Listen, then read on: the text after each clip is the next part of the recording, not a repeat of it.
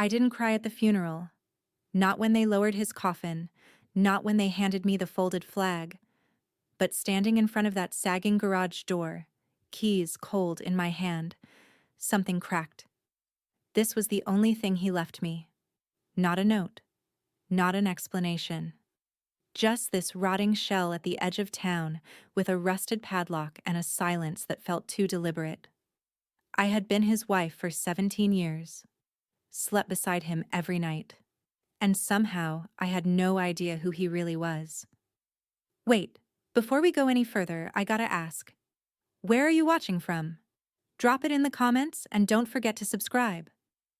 The church basement smelled faintly of coffee and carnations. I'd stood in the same spot for 2 hours, shaking hands, saying thank you, pretending to listen while people told me what a good man Ethan was. My cheeks hurt from keeping the smile in place. Everyone meant well, I suppose, but the word legacy kept landing in the air like a gnat I couldn't swat. Your Ethan sure left his mark on this town, Mrs. Holloway said, squeezing my hand until my knuckles cracked. That garage of his, folks will be talking about it for years. I nodded, pretending I understood what she meant. The Morrison garage hadn't been open for ages. The roof sagged, the sign peeled. Ethan had still gone there every morning, claiming he was sorting things out. I'd stopped asking. When the last casserole dish was packed up and the last cousin's car rolled away, silence pressed against my ribs. The house felt smaller without his boots by the door, the smell of motor oil and soap trailing behind him. I found myself staring at the sealed envelope Melissa Grant had given me at the service. Ethan's will. Melissa arrived a few minutes later, brisk as always, trench coat damp from drizzle. She didn't hug me. She never had been the hugging type. She just set her leather folder on the coffee table.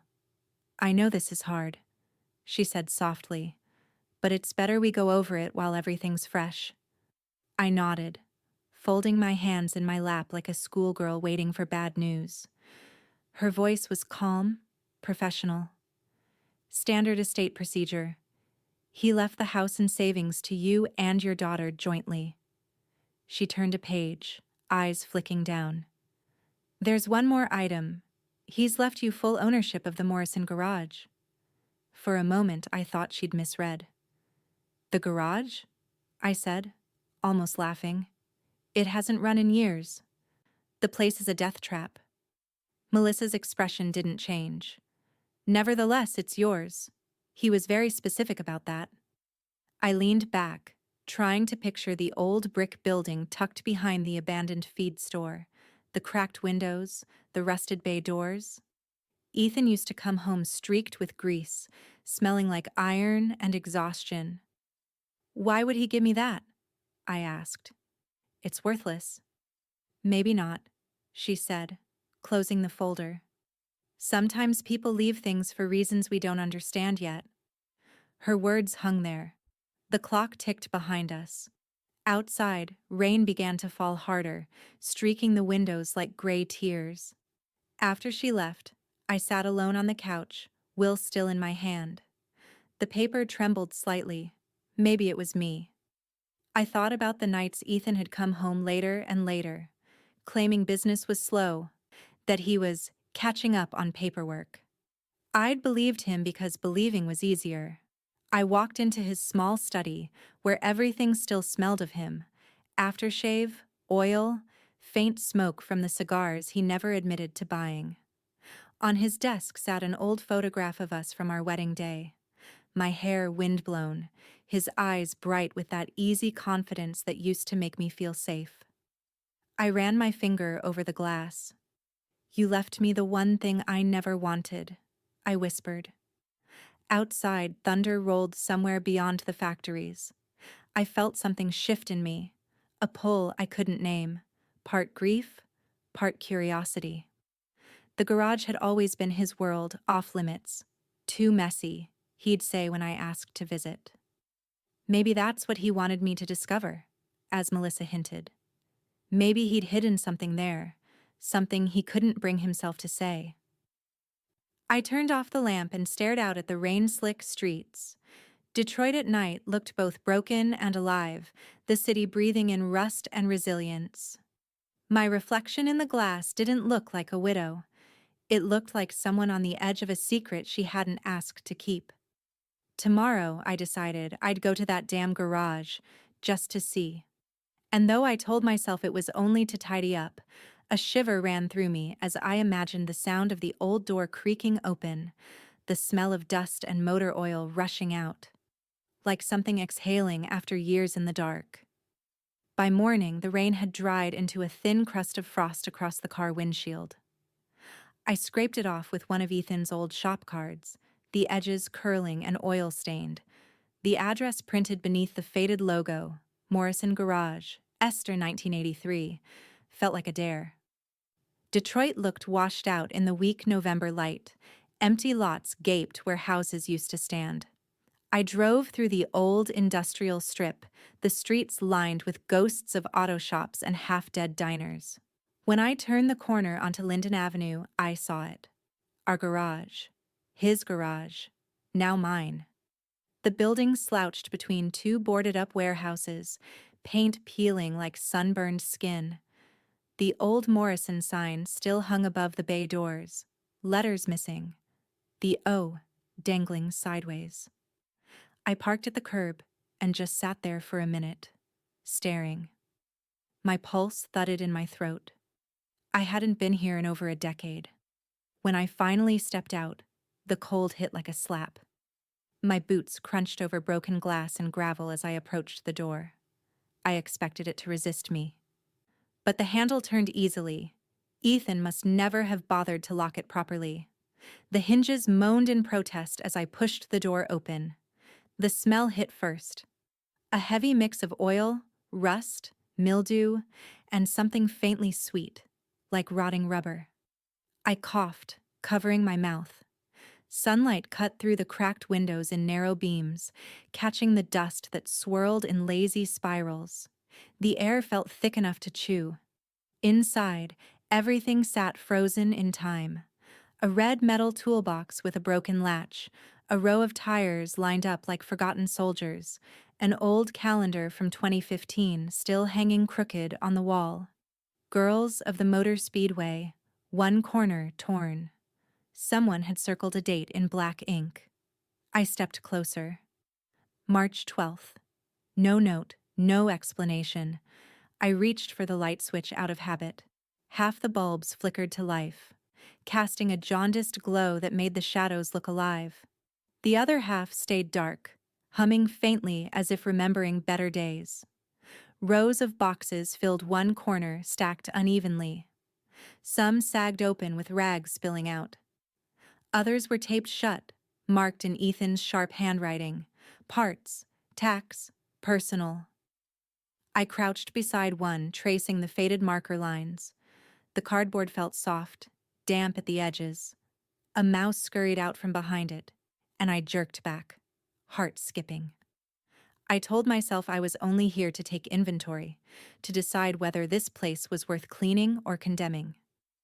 But the silence had its own weight, pressing against my chest, whispering that there was more buried here than old tools and debt. In the corner stood a small office, metal door, narrow window smeared with grime. I remembered Ethan spending hours behind that door when he still pretended the business had life left in it. I walked closer, my footsteps echoing on the concrete. The knob rattled when I tried it. Locked. A wave of irritation surged through me, sudden and sharp. "Really?" I muttered. "Even now you're keeping me out?" I pressed my palm flat against the cold metal. The lock was old, the kind that could probably be opened with a firm twist or a screwdriver, but I didn't do it. Not yet. I wanted to understand what I was walking into first. Turning back to the main floor, I noticed how the light caught on the dust particles, like the whole room was holding its breath.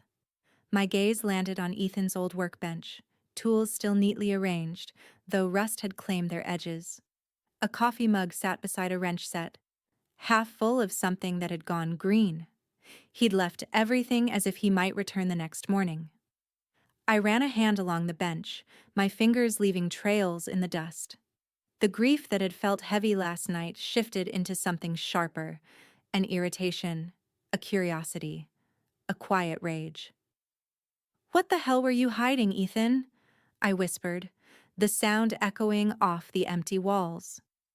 Outside, a gust of wind slammed one of the loose panels, the noise snapping through the quiet like a warning shot. I turned toward the locked office again, heart pounding harder now. Whatever waited behind that door wasn't just part of his work, it was part of him.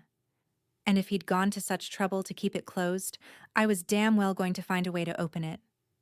I didn't notice the faint scrape of movement behind the garage until I heard it again. Something shifting. A box, maybe. My breath caught. I froze, listening. But then the sound stopped, swallowed by silence. I backed toward the doorway, glancing once more at the office door, its lock gleaming faintly in the dim light. The keys in my hand jingled, and I suddenly knew this wasn't going to be a cleanup job. It was a reckoning. And tomorrow, I'd come back with whatever it took to break that door open. By Saturday morning, I wasn't alone. Lena showed up at the house with 2 cups of coffee and that look, half concern, half challenge. She'd always been more like her father than she'd admit. Sharp, stubborn, allergic to sympathy. "So this is what we're doing now?" she said, leaning against my car, paper cups steaming in her hand. "Cleaning out Dad's graveyard?" "Garage," I corrected, tugging on my gloves. "And yes, somebody has to." She didn't argue, just slid into the passenger seat and turned on the radio. The drive was quiet except for the hum of old pop songs and the soft click of her nails against the cup lid. When we pulled up, the sight of the garage hit her the same way it had hit me, like a bruise you can't stop pressing. Inside, the air hadn't improved. Dust hung thick enough to taste. Sunlight caught on it, turning every movement into a slow-motion storm. Lena grimaced. "God, this place smells like rusted socks." "Welcome to your inheritance," I said. We worked for an hour, sorting what we could, piles of rags, crates of parts too corroded to identify, a collection of outdated car manuals that belonged in a museum. Lena tossed one onto a heap. "Dad really thought this was all worth saving." "Your father wasn't good at letting go," I said, tugging a drawer open. The metal screeched. Inside, folders, invoices, stacks of papers yellowed at the edges, receipts for jobs that barely paid. I flipped through them, frowning. Half the entries had red stamps across them. Past due, final notice, collection warning. Lena crouched beside me, brushing dust from a ledger. "He owed everyone," she murmured. "Suppliers, banks, maybe even customers. How did you not know?" The question hit harder than she meant it to. I sat back on my heels, the weight of it pressing into my chest. "He said things were fine." I believed him. "Because you wanted to." Her voice wasn't cruel, just tired. I didn't answer. I just gathered the papers into a box. Some had coffee stains, others had handwritten notes in Ethan's tight script. "Call again. Promise payment next week." The lies were all there, printed in ink and optimism. At the far end of the garage, Lena yanked open an old filing cabinet. A cloud of dust exploded out, making her cough. "Gross!" she wheezed. "You'd think a mechanic would know how to clean." "Your father only cleaned what the customer could see," I said. It came out sharper than I intended. We kept at it, our movements rhythmically mechanical. Toss, stack, wipe, breathe. With every box we opened, Ethan felt less like the man I'd buried and more like a stranger wearing his face. Around noon, sunlight warmed through the broken window panes, and for a moment, it almost looked peaceful. Lena was sitting cross-legged on the floor, hair tied back, flipping through an old invoice book. "Mom," she said quietly, not looking up. "Dad was drowning, wasn't he?" I closed my eyes. The truth hurt more spoken aloud. Yeah, I said finally. And he never reached for help. We both sat there, surrounded by dust and silence, the kind that fills every corner when there's nothing left to say. A sound broke it, a soft shuffle near the open bay door. I turned. An older man stood there, gray cap pulled low, jacket stained with oil. It took me a second to place him. "Mr. Ellison?" I said. He'd owned the auto shop down the street years ago, retired now. He nodded, eyes darting around the room like he expected ghosts. "Heard someone was poking around here," he said. "Didn't figure it'd be you." "We're cleaning up," I replied carefully. "Trying to get things in order." He stepped inside, the soles of his boots crunching on debris. "Ethan was a good man," he said, almost to himself. "But he mixed with the wrong folks near the end." Lena stiffened beside me. "What do you mean, wrong folks?" Mr. Ellison hesitated, rubbing a hand over his chin. "Just, not everything he touched was clean, you know?" My throat tightened. "Are you saying he was into something illegal?" He lifted his hands, already backing toward the door. "Didn't say that, just, sometimes a man tries to fix one mistake with another. You be careful what you find here, Claire." The words sank in like oil into concrete, slow, staining everything. After he left, Lena turned to me, face pale. "Mom, do you think he's right?" I didn't answer. I couldn't. I just looked around the dim garage at the scattered papers, the unpaid bills, the calendar with that single date circled in black ink. For the first time, the building didn't feel abandoned. It felt watched. A breeze slid through the cracks in the walls, carrying the faint sound of metal shifting somewhere deep inside. It wasn't enough to call a noise, but it raised the hairs on my arms. I stepped closer to the office door, the locked one, the one that seemed to hum with its own heartbeat. "Whatever's behind there," I whispered. "It's time we found out." And even as I said it, something inside me, a small, terrified voice, hoped I was wrong. The next morning, the air inside the garage felt colder, like the place had exhaled overnight and pulled the warmth out with it.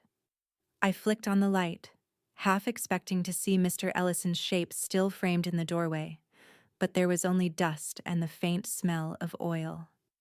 Lena came in behind me carrying a plastic storage bin. "If we're doing this, let's actually organize," she said. The tone was brisk, practical, but her eyes kept sliding toward the locked office door. I tried to keep my own gaze from doing the same. "Fine. Start with the desk. I'll take the shelves." We worked in silence, the scrape of cardboard and the clatter of old tools echoing through the garage. Somewhere outside, a freight train wailed, long and low, like a warning. Lena crouched near the back wall, sorting through a drawer full of receipts. "He kept everything," she muttered. "Look at this. Tire orders from 2012, half unpaid." "He hated throwing things away," I said, brushing sawdust off a cracked photo frame. Ethan standing with a customer, both smiling. It looked genuine. That made it worse. After a while, I heard a small thunk, the sound of something hitting the concrete. "Mom?" Lena called. I turned. She was kneeling by the old wooden desk, head tilted. "There's something taped underneath." I walked over as she peeled a strip of brittle masking tape loose. A small brass key dropped into her palm. It was tarnished but delicate, the kind you'd see in an old jewelry box, completely out of place here. She handed it to me. "Think it fits the office?" My pulse ticked faster. The key was warm from her skin, light enough to feel fragile. "There's only one way to find out." We crossed the room together, each footstep sounding too loud. The office door waited in the corner like it had been listening all along. I hesitated, then slid the key into the lock. It turned with a soft, mechanical sigh, an old secret finally surrendering. The door creaked open. The air inside was different, staler, heavier, tinged with the sharp bite of metal and paper. Dust coated everything. A desk, two metal filing cabinets, and a safe that sat in the corner like a sleeping animal. A single bulb dangled from the ceiling, its pull chain swaying slightly as if someone had just been there. "Jesus," Lena whispered. I stepped in, brushing dust off the desk. There were ledgers stacked neatly beside a small wooden box and a scattering of envelopes. I picked one up.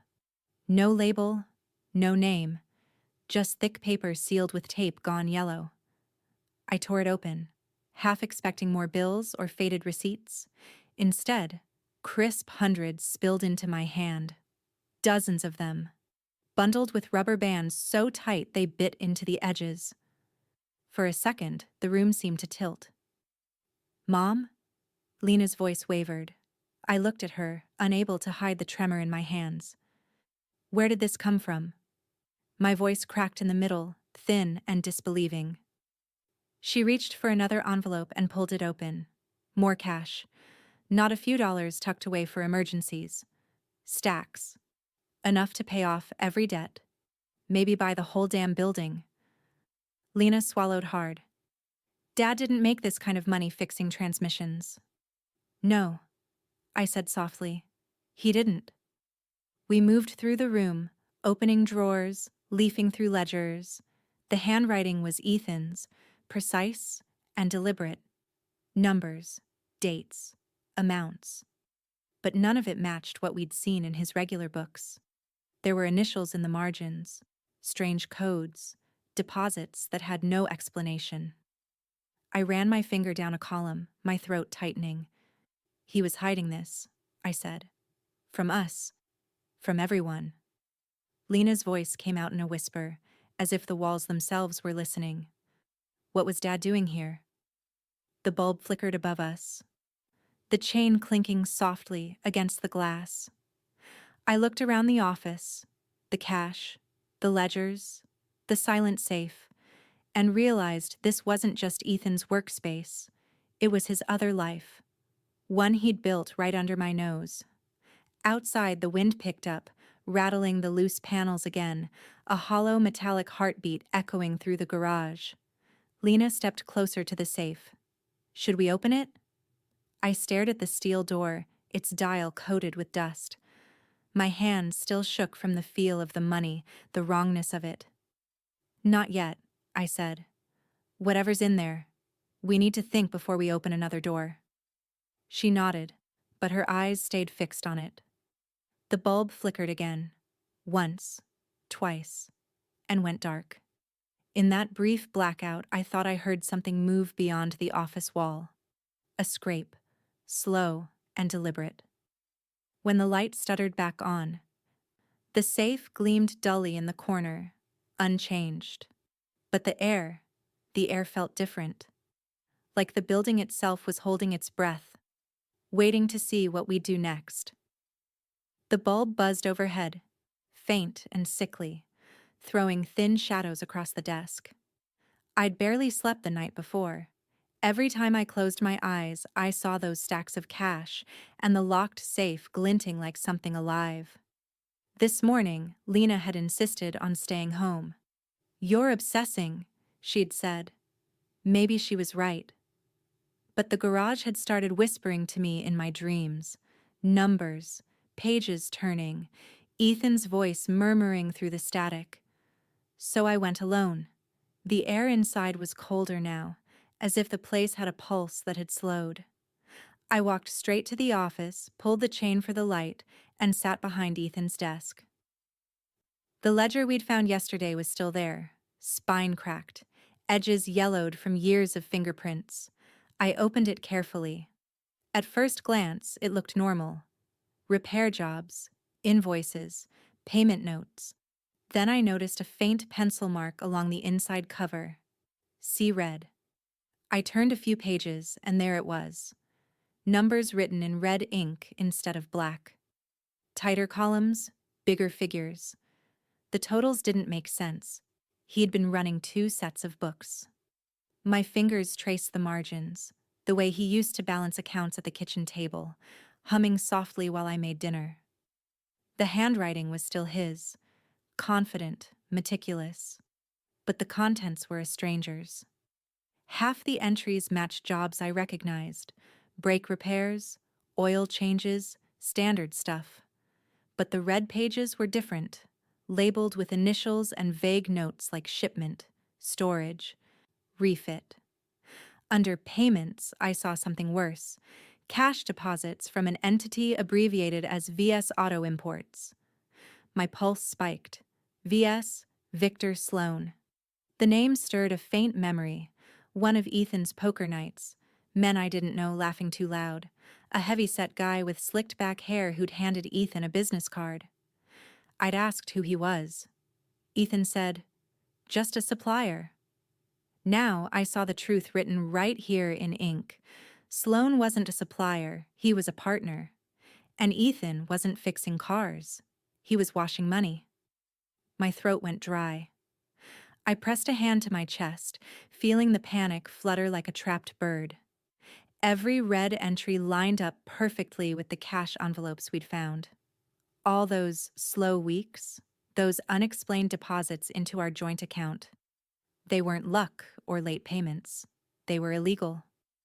I slammed the book shut and leaned back, the chair creaking under me. My husband, the man who built birdhouses for neighbors and fixed cars for free when folks couldn't afford it, had been laundering money. A soft creak made me jolt. Footsteps on concrete. "Claire?" I turned. Daryl Kemp stood in the doorway, gray jacket zipped to his throat, eyes darting around the office. Ethan's old friend. He looked smaller than I remembered, worn down. "What are you doing here?" I asked. My voice came out harder than I intended. He hesitated, hat twisting in his hands. "Drove by, saw your car. Thought you might need help going through this place." His gaze landed on the open ledger. I saw the color drain from his face. "Where'd you get that?" "It was here," I said. "Ethan left it." Daryl stepped closer, trembling fingers reaching toward the page. "You shouldn't be looking at this." I yanked it away. "Don't tell me what I should or shouldn't do, Daryl. Tell me what the hell my husband was involved in." He stared at the floor. "It wasn't supposed to be this way. He owed Sloan. Big time. Took a job for him, just to clear the debt. Then another. Before long, he couldn't stop." I felt my stomach twist. "So he laundered money for him." Daryl's eyes met mine, glassy and desperate. "If Sloan knows you found that ledger, you're in danger. He don't like loose ends." The words hung heavy between us. I sank into the chair, clutching the book like a shield. "He left me this," I said quietly. "He wanted me to find it." "Claire, listen." But I wasn't listening. I flipped open the last few pages. Scrawled across the bottom in Ethan's uneven handwriting were 4 words that froze me solid. "She'll figure it out." My hands went numb. Daryl backed toward the door, voice shaking. "You need to burn it. Walk away. Sloan's men still check this place." I stared down at the ledger, the ink bleeding slightly where Ethan's pen must have lingered. He'd left me the truth, and the danger that came with it. Outside, a car engine rumbled faintly, then cut off. Daryl's head snapped toward the sound. "That's not good," he whispered. The light above us flickered once. Then, from outside the garage door came 3 sharp knocks. Slow, deliberate, metallic. It was close to midnight when the banging started. 3 hard thuds against the front door, so loud they rattled the picture frames. I sat upright in bed, pulse hammering in my ears. For a second, I thought it was thunder again. Then came 2 more. Deliberate. Measured. "Mom?" Lena's voice floated from the hallway, small and frightened. "Stay in your room," I whispered, grabbing the flashlight from the nightstand. The old floorboards creaked under my feet as I crept down the hallway, heart slamming hard enough to hurt. The knock stopped before I reached the door. Silence pooled in the dark, thick and humming. I flipped on the porch light. The yellow glow spilled across the steps. Empty. No car in the driveway, no shadow moving beyond the yard. Just wind. Then I saw it. A piece of paper pinned to the wooden frame, flapping lightly in the breeze. I opened the door slowly, half expecting someone to lunge out of the dark. Nothing. Only the faint smell of exhaust hanging in the air. I tore the note free and unfolded it with shaking hands. The garage is ours. Stay out. No signature. Just those 6 words scrawled in heavy black marker, the kind that bled through the paper. Behind me, Lena appeared, wrapped in a blanket, eyes wide. "What is that?" I crumpled the paper before she could read more. "Nothing," I said, but my voice betrayed me. "Mom, tell me." I handed it to her. She read it once and went pale. "You think it's—" "Yes," I said. "Sloan." The name tasted bitter, like metal. I'd only heard it whispered from Daryl's lips, but it already lived in my head. Sloan. The man who'd turned Ethan into something else. Lena's hands trembled. "We should call the police?" "And tell them what? That my dead husband laundered money and now his criminal boss wants his property back? Then what? You just wait for him to show up?" I didn't answer. I just locked the door, checked it twice, then stood there, listening to the quiet house. In the kitchen, I found the ledger still sitting on the table where I'd dropped it earlier, beside the envelope of cash. I stared at both for a long moment before pulling a chair aside and prying up one of the floorboards near the pantry. The wood groaned, reluctant. "Mom, what are you doing?" "Hiding what's left of your father." I wrapped the ledger and cash in a plastic bag and slid them into the hollow space beneath the floor. If they want this garage so badly, they'll come for it. I'm not giving them this too. Lena knelt beside me, biting her lip. "You think they were watching you? At the garage?" I nodded. "Maybe. Daryl said they still check the place." She glanced toward the window, where the streetlights cast long, warped shadows across the yard. "Then we shouldn't stay here." "We can't run," I said, replacing the board and pressing it flat with my palms. "Running tells them we're scared. We need to be smart." Lena crossed her arms. "And what's your version of smart? Playing detective with mob money?" Her anger stung, but beneath it was fear. Raw, unspoken fear. "Go back to bed," I said softly. "Please." She hesitated, then turned and disappeared down the hall. Once I was sure she was gone, I picked up the phone and scrolled to Melissa Grant's number. My attorney. The only person who hadn't looked at me like I was losing my mind these past few weeks. She answered on the second ring. "Claire, it's midnight. I need to talk to you." "What happened?" I hesitated, staring at the dark window. "Someone left a note on my door. They want the garage." Melissa was quiet for a moment. "You think this has to do with Ethan's situation?" "I don't think. I know." Another pause, then her voice came low and steady. "Do you have what he left behind?" "Yes. The ledgers, the cash." "I hid them." "Good. Keep them that way." "Because protection isn't what you need right now." I frowned. "Then what?" "Leverage." Her word lingered, sharp as a blade. Outside, a car engine idled briefly at the end of the street, then faded into the distance. I pulled the curtain shut and turned the lock once more. The house was quiet again, but it felt fragile, like a shell of safety about to crack. I pressed my back to the door and whispered into the stillness. "What did you drag us into, Ethan?"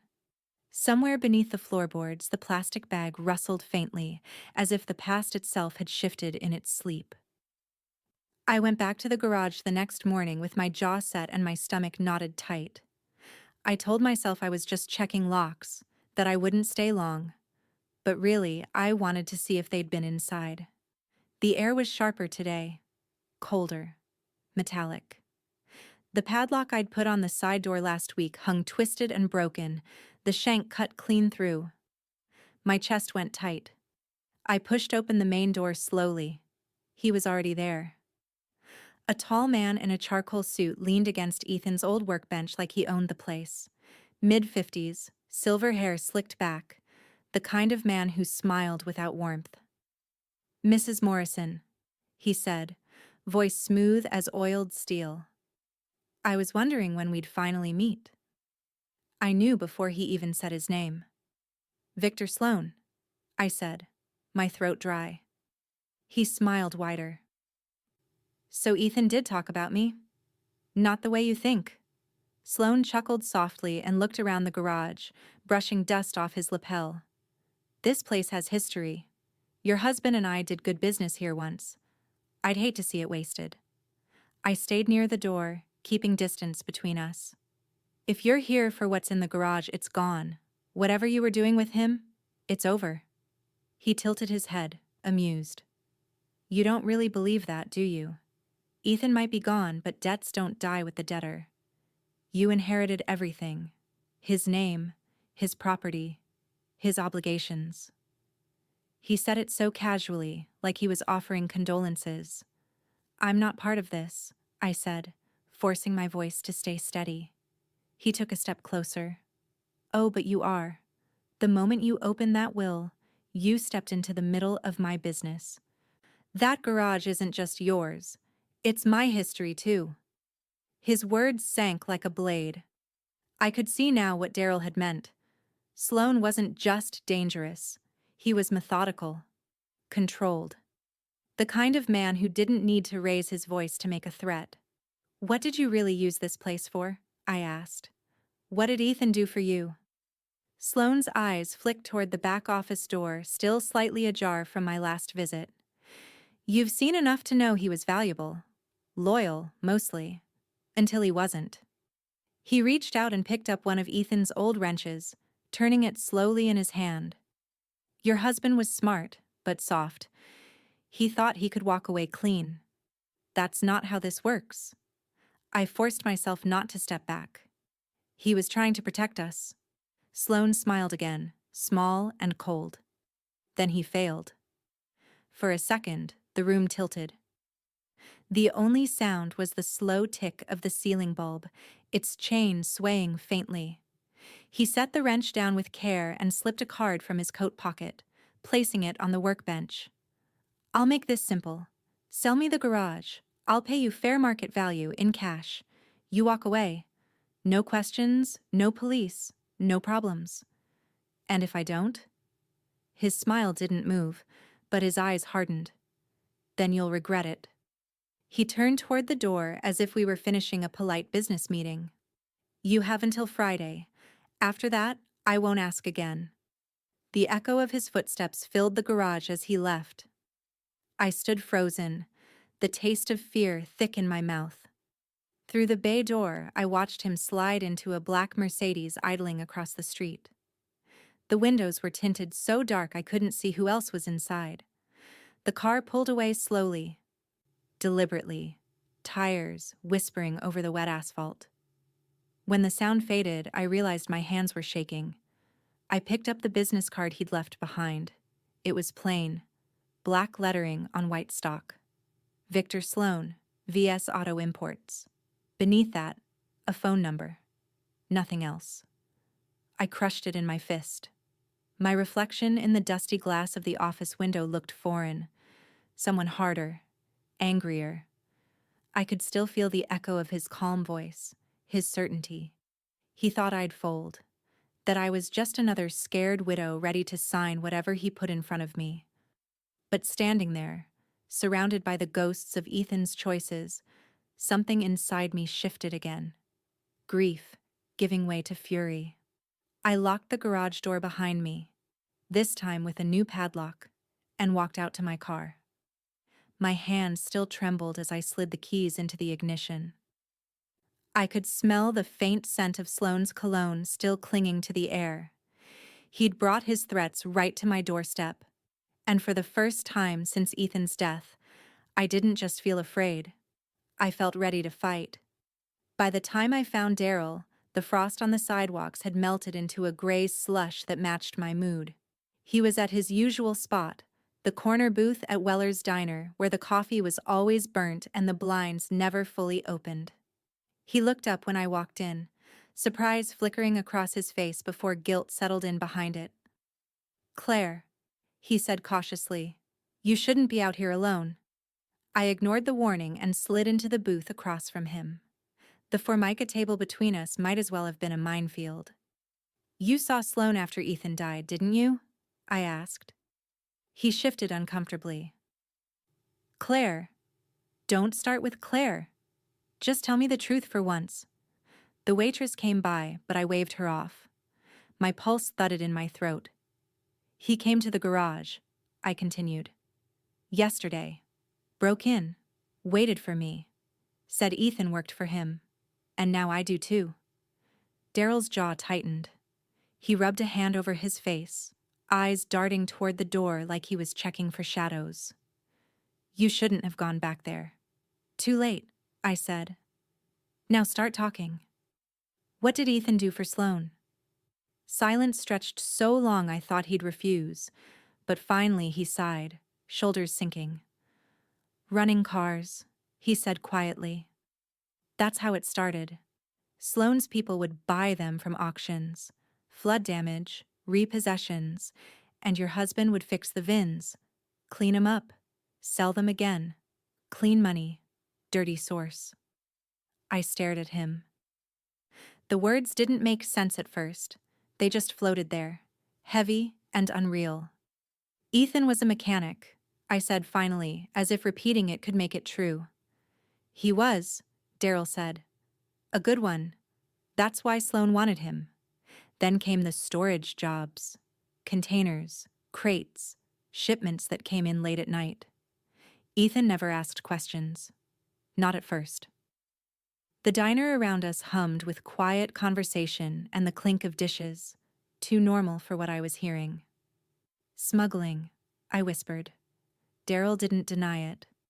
"Auto parts sometimes. Other things too. Things you don't put on paper." My hands were shaking before I realized it. I clenched them under the table. "He told me he was doing overtime, helping friends, trying to get ahead." I believed him. "He thought he could handle it," Daryl said, voice low. "Then the debts piled up. And Sloane started using him to move bigger things. He wanted out, Claire. He just waited too long." I leaned back, the weight of years pressing down like wet cement. Every late night, every odd deposit, every tired smile, it all rewrote itself in my mind. My marriage, my memories, they weren't lies exactly, but they weren't the truth either. "He loved you," Daryl said quietly, as if that might soften it. I met his eyes, cold. "He loved us enough to drag us into this?" He didn't answer. The bell above the diner door jingled. I turned automatically, heart jumping, but it was only Lena. She spotted me and came over, cheeks flushed from the cold. "You could have told me where you were going," she said, sliding into the booth beside me. I didn't respond. She glanced between Daryl and me, her gaze narrowing. "You're talking about Dad again." Daryl looked like he'd rather be anywhere else. "Sit down," I said, my voice quieter than I felt. "You should hear this." He hesitated, but I nodded at him. "Go on." He sighed. "Your dad worked for a man named Victor Sloane. He helped move cars, change papers, fix engines, store shipments. Some of it legal, most of it not." Lena stared at him, frozen. "No," she said softly. "He wouldn't—" "He did," I said. My voice cracked, but I didn't stop. "We found the proof, the money, the ledgers. It's all there." Her eyes filled with tears she didn't let fall. "He loved us, but he betrayed us too." The words cut through me like glass. I reached across the table, took her hand. "We're not going to be victims in this, Lena. Not for him. Not for Sloane." Daryl's voice came out hoarse. "You don't know what kind of man Sloane is." "I know enough," I said. He threatened me. He thinks I'll sell the garage. He thinks I'll run. I stood, my reflection catching in the dark diner window. A woman I barely recognized, one who wasn't scared anymore. If Sloan wants war, I said, he'll get it. Daryl's coffee cup froze halfway to his mouth. Claire? But I was already walking out, Lena beside me, the cold air slicing against my face. Outside, the streetlights flickered weakly, their glow pooling on wet asphalt. Across the road, a black sedan idled with its headlights off. The outline of a man sat behind the wheel, unmoving, watching. Lena squeezed my arm. Mom, get in the car, I said quietly. The engine in the sedan revved once, low and warning, before pulling away. I watched the taillights disappear into the fog and knew, whatever Ethan had started, I was the one who would finish it. By the time we pulled into the garage the next morning, the fog was still hanging low over the street like smoke that refused to clear. I killed the engine and sat there a moment, watching the breath fog up on the windshield. Lena hadn't said much since the diner. Neither had I. Words felt useless now. When I finally stepped out, the air hit sharp and metallic. Inside, the garage looked the same, still, stale, but something in me had changed. I wasn't here to mourn anymore. I was here to expose whatever Ethan and Sloan had buried. Lena followed quietly, wrapping her arms around herself. You think we'll actually find something new? She asked. I think we'll find the truth, I said. We started in the office again. I swept my flashlight beam across the walls, the shelves, the stacks of forgotten parts. Every corner held something half-rotted, half-hidden. The safe in the corner still loomed, locked tight, but it wasn't what drew my attention this time. Near the center of the room, the floor dipped ever so slightly. A faint seam ran across the concrete, too straight to be a crack. I crouched, running my fingers over it. Dust shifted under my hand. Mom? Grab me that wrench, I said.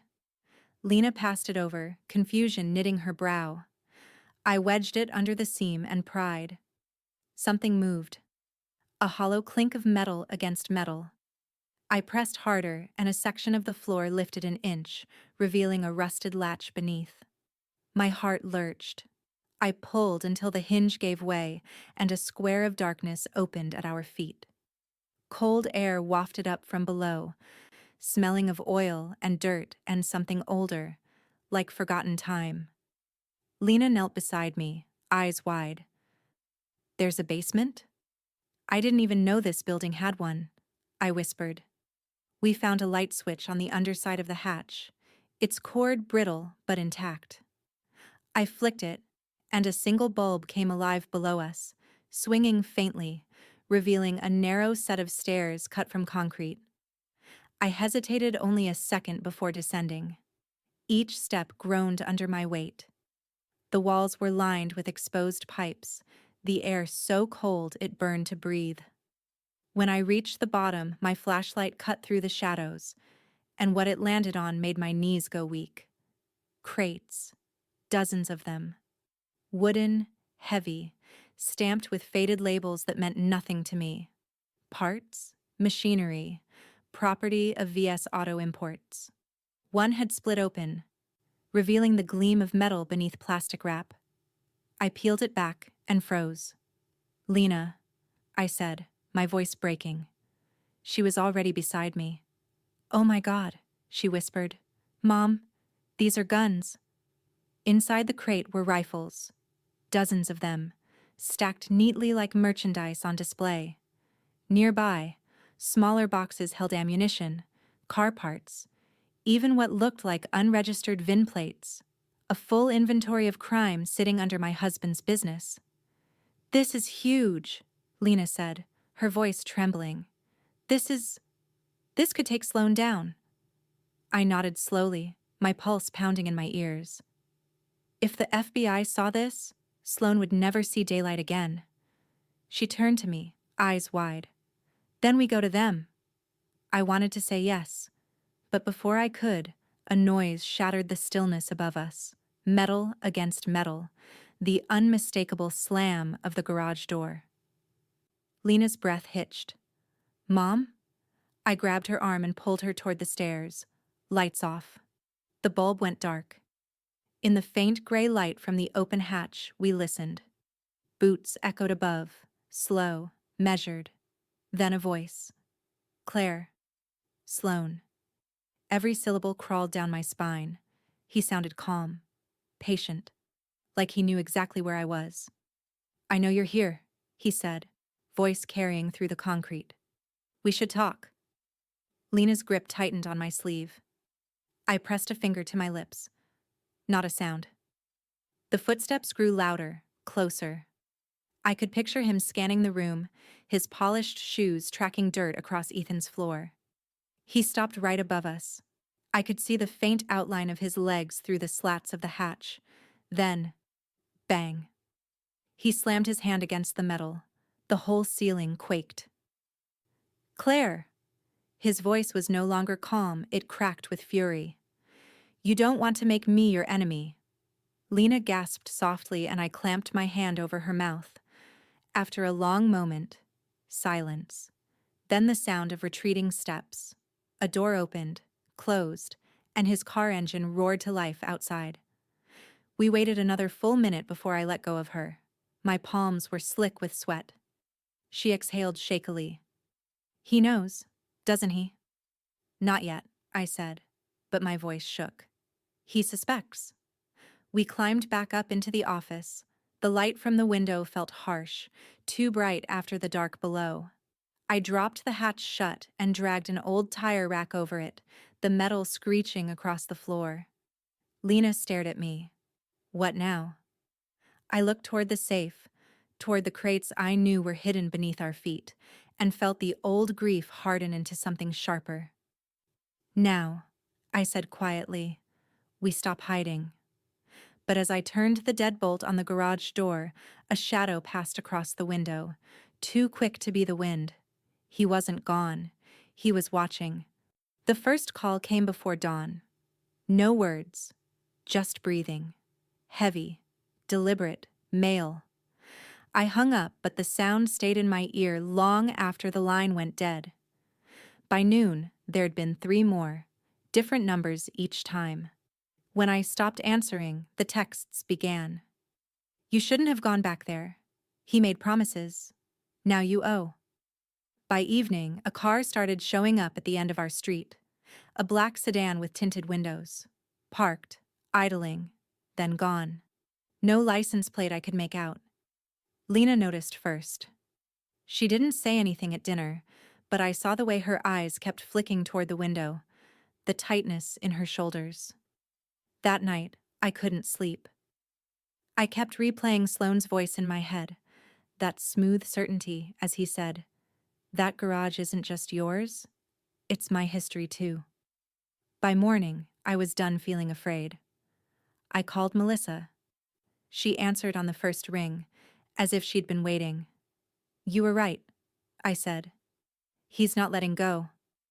"Slow down, Claire. What happened?"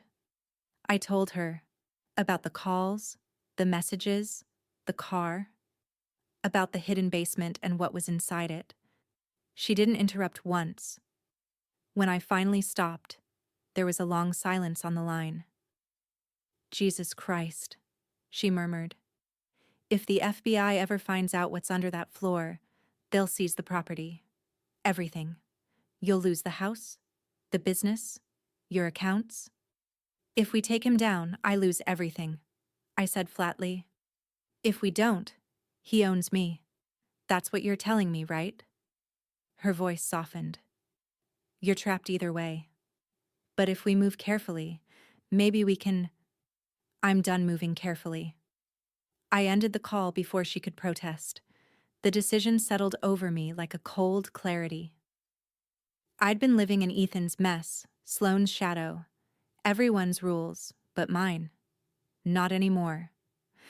I drove straight to the hardware store, bought batteries, a camera, and a pair of thick gloves. When I got home, Lena was waiting by the kitchen window.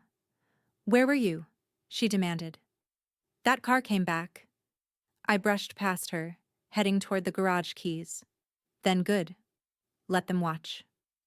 Mom. But I was already out the door.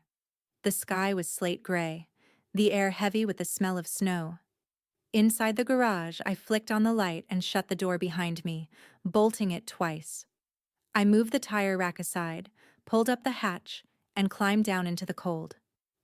The flashlight beam swept across the crates, the weapons, the VIN plates glinting faintly under the bulb. I took photos of everything. Close-ups of serial numbers, labels, markings. My hands shook. But not from fear this time, from focus. Every click of the shutter felt like reclaiming a piece of my life. Evidence. Power. When I finished, I set the camera down on the crate and looked around the room. You thought you could bury this, I whispered to the air. To Ethan. To Sloane. Maybe to both. You thought you could bury me? A creak from above froze me mid-breath. Someone walking on the main floor. Slow. Deliberate. I killed the light and climbed halfway up the stairs, holding still. The footsteps stopped, then started again. Mom? It was Lena. I exhaled so sharply it hurt. What are you doing here? I hissed, emerging from the hatch. I followed you. I couldn't let you come here alone. She looked past me, at the faint outline of the open floor. You're taking pictures, aren't you? I nodded. We need proof. Proof for what? She snapped. You're putting us at risk. If Sloane finds out. He already did when he came here, I said, my voice low and steady. We're not the ones who started this war. Her expression crumbled. Fear, anger, love, tangled into one. Then at least tell me what your plan is. I looked toward the office, the ledger still lying open on the desk upstairs. We show the right people what we found. Carefully. On our terms. And if that doesn't work, then we make it work. She shook her head. You sound like him. I almost flinched. Then maybe that's what it takes to beat him. Before she could answer, the sound of tires crunching outside broke through the silence. Lena darted to the window. It's him again, she whispered. I turned off the light, heart hammering. The black sedan was back, parked across the street. A figure stepped out this time, broad-shouldered, hands in his coat pockets. Not Sloane, but one of his men, watching, waiting. Lena's voice trembled. Mom? I met her eyes. Pack a bag, don't argue. But where? Just do it. She hesitated, then ran for the car. I stayed by the window, watching the man's silhouette through the glass until he disappeared into the mist. When I finally locked up, I slipped the memory card from the camera into my pocket. Sloane wanted control. He didn't know I'd already taken it from him. And as I stepped out into the bitter wind, one thought burned clear in my mind. If he wanted to break me, he'd have to find me first. The letter came on a Thursday morning, delivered by certified mail. The envelope was thick, stamped with legal insignias, the kind that smelled of trouble. I sliced it open with a kitchen knife and read the first line twice before I understood what it meant. Notice of Leanne, Morrison Automotive Holdings. They were coming for the garage. I skimmed through the rest. Lists of creditors, overdue accounts, claims filed by suppliers and banks, all demanding payment from an estate I hadn't known existed. Ethan had borrowed against everything: tools, inventory, the property itself. And now, with him gone, they wanted it all back. Lena came into the kitchen, rubbing sleep from her eyes. What's that? Debt, I said. Your father's debts. She frowned. I thought the business was closed. So did I. Before I could explain, the phone rang. Unknown number. I almost didn't answer, until instinct made me lift the receiver. Mrs. Morrison, came the voice I'd started hearing in nightmares. Calm, steady. Victor Sloane. I didn't speak. I told you this was coming, he said, Those claims, the lawsuits, they're mine. Every one of those people owes me. Every one of them will bleed you dry until you sign the garage over. My hand tightened around the phone. You can't scare me with paperwork. I don't have to. You'll come to me when the weight gets too heavy. You'll hand it over yourself just to breathe again. Go to hell. He chuckled softly. Already there? You'd be surprised how warm it gets. The line went dead. Lena was staring at me, pale. That was him, wasn't it? I nodded. He's using the debts to squeeze us. He's betting I'll cave. Will you? No, I said. But even as I spoke, my hands trembled. That afternoon, I found Daryl in the garage parking lot, standing beside his truck. He looked older than he had a week ago, like guilt was eating him from the inside out. I need answers, I said before he could speak. Why did Ethan owe Sloan anything in the first place? You said he was just trying to pay off debts, but where did those debts come from? Daryl's shoulders slumped. You sure you want to know? I glared. I'm past the point of wanting. He nodded slowly, then pulled a cigarette from his jacket but didn't light it. Your husband. He got caught up years back. Before Sloan. Before all this. A shipment of stolen parts came through the shop. Ethan didn't know at first, or said he didn't. But when the cops came sniffing, he took the blame to keep the rest of us out of jail. My breath hitched. He took the fall? Almost, Daryl said. But Sloan had connections in the right places, got the charges buried. In return, Ethan worked for him. Said it was just a favor, but Sloan doesn't deal in favors. He deals in ownership. I turned away, staring at the cracked asphalt beneath my boots. The pieces fit together now. Why Ethan had gone quiet those last few years, why he never let me help with the bills. He'd been drowning, and instead of reaching for me, he'd grabbed the hand of the devil. He saved him from prison, I whispered. Yeah, and in doing it, he built the bars himself. I didn't realize I was crying until the tears hit my jacket sleeve. Anger followed fast behind. He left me this to clean up. He left us to finish what he was too afraid to end. Daryl looked at me with something like pity. You could still walk away, Claire. Sell what's left, pay off the vultures, disappear. I shook my head. If I walk away, Sloan wins. I'm not letting him rewrite Ethan's name or mine. By the weekend, the whispers had started. Neighbors avoided my eyes at the grocery store. I caught fragments when they thought I couldn't hear. Maybe she was in on it. Maybe she knew all along. Lena tried to ignore it, but I could see how it cut her. They don't know anything, I told her. Then prove it, she said quietly. And that was when the decision crystallized, sharp and unshakable. That night, after Lena went to bed, I spread everything out on the dining table, the photographs of the weapons, the ledgers, Ethan's notes, Sloan's business card, evidence and ghosts, side by side. I cataloged every piece, labeling, documenting, the way I'd seen Ethan do with his car parts. When I finished, I called Melissa. I'm done hiding, I told her.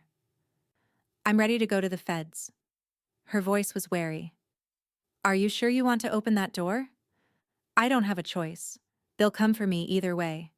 The only question is who gets to me first, Sloan or the law. A pause. Then we do it right. Bring everything. No half measures. I hung up and looked around the quiet house. Every shadow seemed to breathe. Every creak of the floor felt like a warning.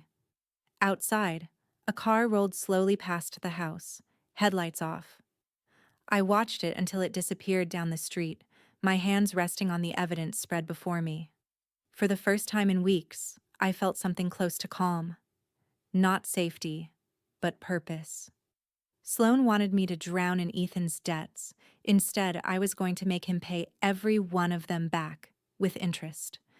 It started with the silence between us, the kind that stretches too long, too tight, until it becomes its own kind of noise. Lena hadn't said a word since I told her about the meeting with Melissa, about turning everything over to the feds. She just sat at the kitchen table, her untouched coffee cooling between her hands. Finally, she looked up. "You can't do this." "I have to," I said. "No, you want to," she shot back. "You want to punish him. Dad, Sloan, maybe even yourself. But this," she gestured to the files spread across the table, "this doesn't end with justice. It ends with us losing everything." Her voice cracked on the last word, and for a moment she didn't look 26 anymore. She looked 16, trembling the night her father missed her graduation. I swallowed hard. "If we sell, we hand Sloan exactly what he wants. He keeps laundering, keeps hurting people. It doesn't stop." She stood, eyes flashing. "It's not our job to stop him. You're not the police, Mom. You're just a woman who lost her husband and doesn't know when to quit." The words hit like a slap. I tried to steady my voice. "He took enough from us. I won't let him take what's left of your father's name." Lena let out a hollow laugh. "His name? You're fighting for a man who lied to us for years, who left you debts and danger and a pile of dirty money in the floorboards. You think that's something to save?" My throat tightened. He made mistakes, but that doesn't erase everything else he was. "Yes, it does," she said quietly. "And it's going to erase you too if you don't walk away." The anger rose before I could stop it. "You think running will save you? It won't. Sloan will follow us no matter where we go. He'll never stop until he gets what he wants." "Then let him have it," she shouted, tears finally spilling over. "Let him have the damn garage. I just want this to be over." For a long time, I couldn't speak. I just watched her, my daughter, shaking, breaking in front of me, and all I could think was that this was what Ethan's silence had bought us. When I finally spoke, my voice came out small but certain. "If we give in, he wins. And the next woman he goes after, she won't have a choice. I'm not handing him that victory." She stared at me, stunned, then turned and walked down the hall. A door slammed. The sound echoed through the house like a gunshot. That night, I drove to the garage alone. The streets were empty, slick from a light rain. The building loomed against the dark sky, tired and waiting. When I stepped inside, the air felt heavier than usual, thick with oil, regret, and the ghosts of promises never kept. I turned on the single bulb above Ethan's old workbench. The light pooled weakly across the concrete, catching the edges of his tools still hanging on the wall. Everything was just as he'd left it. I sat on the stool and stared at the photograph taped above the bench. Ethan, younger, smiling, his hand resting on my shoulder. We'd built this place together once, brick by brick, believing it stood for something honest. Now, it was a tomb. "Why didn't you trust me with the truth?" I whispered. My voice cracked in the silence. "You let me live in the lie. You let her live in it too." Somewhere in the rafters, water dripped in steady rhythm. The sound filled the space like a heartbeat. For the first time, I let the tears come, quiet, unrestrained. Grief, anger, guilt. They all blurred together until I couldn't tell one from the other. But when the sobs finally faded, what remained wasn't weakness. It was resolve. I looked toward the office door, the same door that had once terrified me, and knew what had to happen next. Sloan had power because we'd been afraid to face him in the open. That ended now. I would finish what Ethan couldn't, on my terms. The bulb flickered once, then steadied. Outside, a car slowed as it passed the garage, headlights sweeping briefly across the windows. I didn't move. Let them watch. Let them see that I was still here. When I finally stepped outside, dawn was just starting to gray the horizon. I locked the door behind me, the cold biting my fingers, and turned toward the sound of footsteps on gravel. Lena stood there, shivering in her coat. eyes red but clear. "I couldn't sleep," she said softly. "I was scared you'd do something stupid." I smiled faintly. "Maybe I am." She looked past me at the garage, then back. "Then we'll be stupid together." I didn't answer. I just reached out, took her hand, and squeezed. For the first time in weeks, we stood side by side, not as widow and daughter, not as victim and survivor, but as two women about to step into a storm neither of us had asked for. The wind shifted, carrying the faint smell of oil and dawn. I squeezed her hand tighter. "It's time." And together, we walked back into the dark. By Friday morning, everything was in place. The air outside bit with February chill, the kind that seeps through your coat no matter how tightly you pull it closed. I'd spent the last 2 nights planning every detail, every angle, every word. Melissa had called in her contacts at the bureau. They'd been cautious at first, skeptical, but the photographs, the ledgers, and the weapons inventory had done the talking. Now, the garage, the same one that once held Ethan's secrets, was wired. A small microphone sat hidden inside an old coffee tin on the workbench, a camera tucked between 2 rusted license plates on the wall. Agents waited in an unmarked van 2 blocks away, their comms quiet but alive in my ear. Lena had begged me not to do it. "He's dangerous," she'd said. "You don't have to be the one to face him." But I did. I had to look him in the eye when it ended. The clock ticked past 10. I stood by the bay door, the cold metal biting my palm as I pressed it open. The sound of tires crunching on gravel followed seconds later. A black Mercedes rolled to a stop outside. Sloane stepped out, immaculate as ever. Dark coat, slicked hair, that same easy arrogance carved into every gesture. He glanced at me like he was greeting an old friend. "Mrs. Morrison," he said smoothly, buttoning his coat. "I wasn't sure you'd have the sense to call me." I forced a smile. "I figured we should finish this properly." He nodded approvingly and stepped inside, eyes sweeping the space. "You made the right decision. I was starting to think grief had made you reckless." "Reckless?" I asked, feigning calm as I led him toward the workbench. "I call it resourceful." He chuckled. "You remind me of Ethan when I first met him. Too proud for his own good. But pride doesn't pay bills, Claire. Paperwork does." He produced a manila envelope from his coat and dropped it onto the table. "Transfer of ownership. You sign, I wire the money. We both get to walk away." I stared at the papers, my pulse thrumming so loudly I could almost hear it through the earpiece. "You always talk like it's that simple," I said quietly. "It is." I met his eyes. "You ruined him." That smile faltered, just slightly. "Ethan ruined himself. I just gave him a choice. He took the easy one." I took a step closer, voice low. "You made him steal for you. Launder for you. You turned his business into a front for your filth." He laughed softly. "You think he didn't benefit? He had a nice house, nice cars, a wife who never asked questions. He played his part, and I played mine. That's business." "Business?" I said, my voice shaking with fury. "You call destroying a man's life business?" Sloane shrugged. "No one forced him. Everyone thinks they're innocent until the bills come due. You, for example. You're standing here pretending to be outraged, but the truth is, you're just like him. You'll sign because survival always beats principle." I looked down at the papers again, my hand hovering above the pen. The microphone's red light blinked softly beneath the coffee tin, still recording. I met his gaze. "You're right," I said. "Survival always wins. But not yours."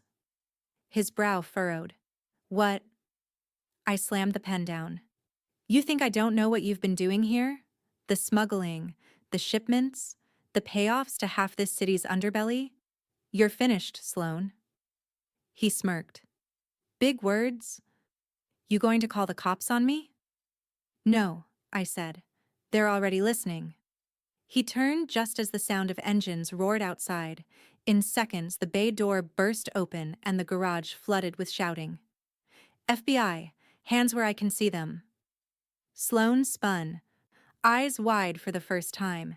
Agents swarmed through the doorway, weapons drawn. He backed toward me, face twisting in disbelief. You set me up? I stepped aside. You set yourself up. You just confessed on federal audio. Lies! He barked, but the words dissolved as two agents grabbed his arms and slammed him against the hood of his own car. Papers scattered across the floor. He tried to twist toward me, his voice cracking now, the smooth veneer gone. You don't know what you've done. You'll never be rid of me. Looks like I already am, I said softly. As they hauled him toward the waiting vehicles, the sound of his shouting faded into the morning air.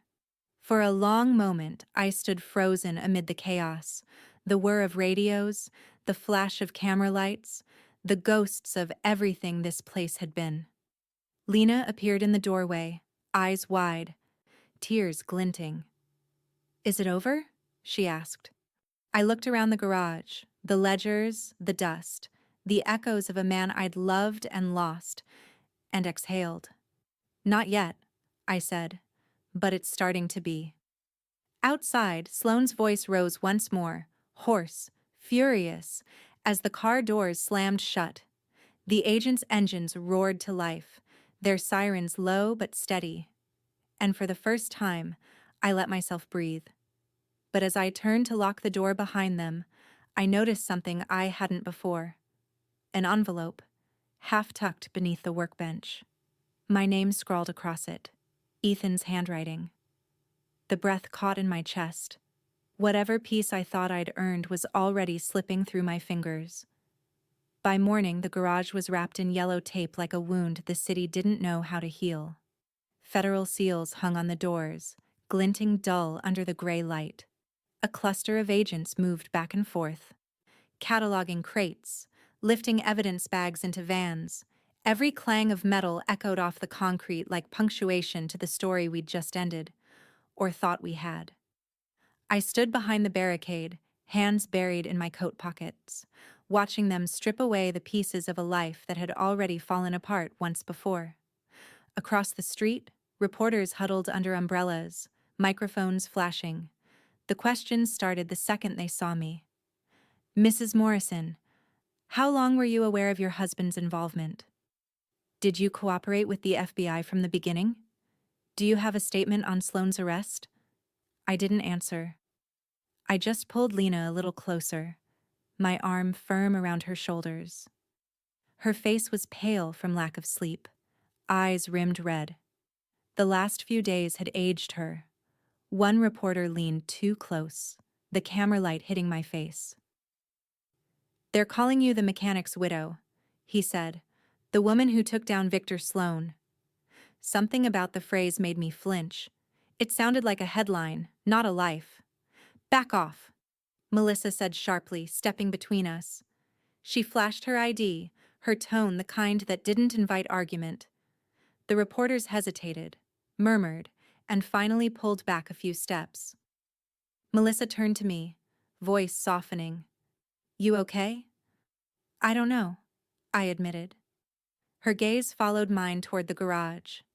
They'll be done by tonight. The Bureau's filing the seizure paperwork, but given your cooperation, the property stays yours once the debts are settled. You'll even get restitution from Sloane's assets once they're liquidated.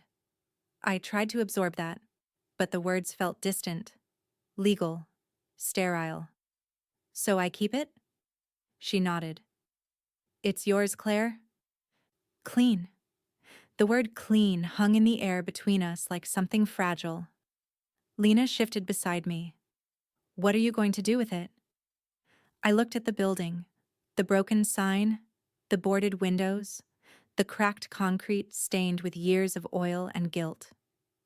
The smell of it still lingered, sharp as memory. I don't know yet, I said, but it won't stay like that. A gust of wind cut through the air. scattering old receipts and cigarette butts across the street. One sheet caught against my boot.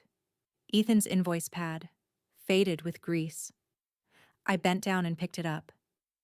His handwriting was still visible, steady and deliberate. For a moment, I imagined him standing beside me, the way he used to on early mornings when the city was still half asleep. His voice, warm and worn, echoing in my head. "You can't fix everything, Claire, but you can try." I swallowed hard and slipped the paper into my coat pocket. "He built something here once," I said quietly. "Maybe I can too." Melissa gave a faint smile. "Then that's where we start." She squeezed my shoulder and walked toward the waiting agents, her breath rising in small, determined clouds. Lena touched my hand. "You don't have to carry all of it," she whispered. "I'm not," I said. "Just the part that's mine." We stood there as the last of the evidence vans rolled away. The noise began to fade, the reporters packing up, the hum of engines growing faint, until only the steady hum of the wind remained. The garage loomed quiet again. Not empty, not innocent, but mine. I crossed the street and stepped past the tape, ignoring the agent who called after me. The inside smelled of dust and cold metal. The workbench was bare now, except for one thing: the envelope I'd found the day before, still tucked under the corner of a tool tray. I hesitated before picking it up. Ethan's name on the flap, his slanted handwriting. My fingers shook as I tore it open. Inside was a single sheet of paper. No apology, no confession, just one line written in ink that had bled slightly with time. "If you're reading this, it means I failed. But it also means you didn't." The tears came before I could stop them. Quiet, hot, unstoppable. I pressed the note against my chest, eyes lifting to the empty rafters above. "I'm still cleaning up after you," I whispered. Outside, the last bureau van turned the corner, leaving the street empty. I looked around the dim space. Ethan's tools, Sloane's ghosts, my reflection in the dirty window, and realized it didn't feel like a ruin anymore. It felt like a battlefield I'd finally survived. And tomorrow, I'd decide what to build from the ashes. Spring came slow to Detroit, as if the city itself didn't quite trust the warmth. The snow receded in uneven patches, revealing cracked sidewalks and half-buried memories.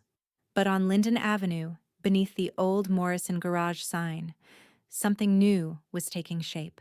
Fresh paint covered the brick, deep navy, clean and proud. The faded letters had been replaced with bold white ones, Morrison Community Auto. Below, smaller words, honest work, fair hands. Inside, the air smelled of new oil, coffee, and possibility. Tools lined the walls, neatly arranged. The sound of laughter, real, unforced, filled the space where silence used to live. Lena stood by the front desk, sorting receipts. Her hair was shorter now, her smile less cautious. "We've got 3 appointments this afternoon," she said, flipping through the clipboard. "Brake job, oil change, and Mrs. Holloway's Buick. Again." I laughed softly. "That woman's car has more lives than her cat." Lena grinned. "You say that like you're not going to fix it anyway." She was right. I couldn't help it. Fixing things had always been my way of breathing. Out in the lot, a few neighbors waited by their cars. Some were old customers from Ethan's time, others just curious about the widow mechanic they'd read about in the papers. A few approached awkwardly, guilt in their eyes, people who'd once whispered behind grocery aisles. Now they offered handshakes and baked goods and awkward apologies wrapped in small talk. "Didn't think this place would ever open again," one man said, his cap pulled low. "Neither did I told him. "Guess we're both wrong." He smiled, the kind that meant something. By noon, the garage buzzed with motion. Wrenches clinked, engines hummed. The radio played old Motown through dusty speakers. It felt alive again. not as a front for lies, but as the thing it was always meant to be. Lena wiped her hands on a rag and leaned against the counter. You think Dad would have liked this? I looked around, the sunlight cutting through the bay doors, the hum of honest work, the ghosts finally quiet. I think he'd be proud, I said. Then, after a beat, and maybe a little surprised. We both laughed. When the last customer left and the sound of engines faded into quiet, I found myself drawn toward the office, the room that had once been Ethan's secret. The same door, now repainted. The same desk, polished but scarred. I closed it behind me and stood in the stillness, breathing in the faint scent of paper and grease. On the wall hung two photographs, one of Ethan, smiling in front of the garage the day it opened in '83, the other, a recent one, of Lena and me, holding the new sign before the ribbon cutting. Side by side, past and present, mistake and mending. I walked to the safe in the corner, the same one that had once hidden cash and ledgers that nearly destroyed us. Its new contents were simple: financial records, business licenses, payroll sheets, and a small velvet box that held Ethan's wedding ring. I turned the key slowly, listening to the click of the lock. Your lies almost broke me, I whispered. But your secret built my strength. The light through the narrow window shifted, catching on the framed note pinned above the desk, the one Ethan had left me. If you're reading this, it means I failed. But it also means you didn't. I smiled faintly. You were right, I said. We didn't. Outside, Lena's laughter floated through the air. A customer called, Mrs. Morrison, you got a minute? I brushed my hands across the desk, locking the safe one final time. This time, the key felt lighter. As I stepped into the sunlight, the old garage seemed to exhale. The bay doors stood wide open, warm wind sweeping through. The rust and the secrets were gone. What remained was something earned. I wiped my hands on my coveralls, looked out across the street, and let myself finally say it aloud. I inherited a rundown garage, I murmured. What I found inside nearly destroyed me, but it also gave me back myself. Lena turned toward me, smiling. What did you say? Nothing, I said, smiling back. Just talking to your dad. The wind caught the new sign above us, making it creak softly, the sound of something reborn, steady, and alive. And for the first time, I didn't hear ghosts. Only home.